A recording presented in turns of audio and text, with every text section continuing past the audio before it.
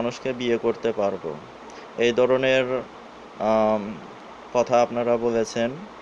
আমি তাদেরকে আজকে বলতে চাই, হ্যাঁ ভাই, অবশ্যই এই ধরনের তদবির ওজিফা রয়েছে।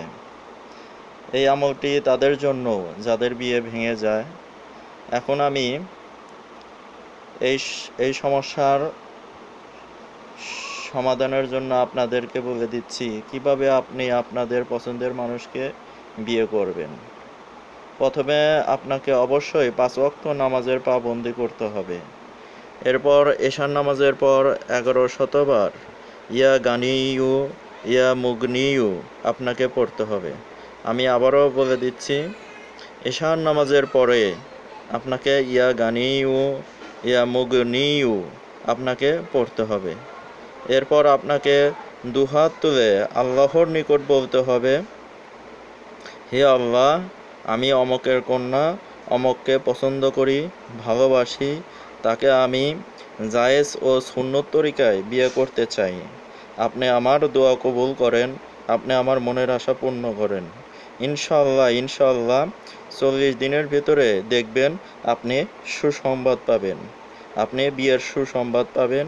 কিন্তু এখানে আমি আপনাদেরকে অনুরোধ করছি, আপনি আমলটি শুরু করার পূর্বে অবশ্যই আমাকে জিজ্ঞেস করে আমলটি শুরু করবেন, আমাকে কমেন্ট করবেন।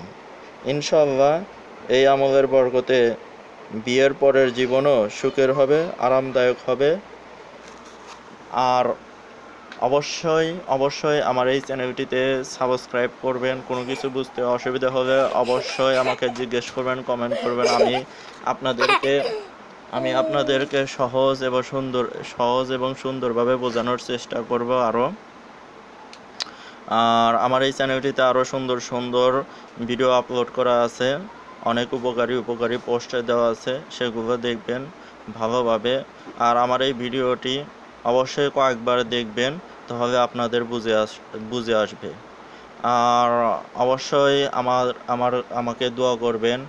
আর এই আমলটি যারা করবেন তাদের জন্য আমি দোয়া করি আপনাদের যেন সংসার জীবন সুখের হয়, শান্তির হয়, এজন্য আমি দোয়া করি। আপনাদের জন্য আমার শুভকামনা রইল।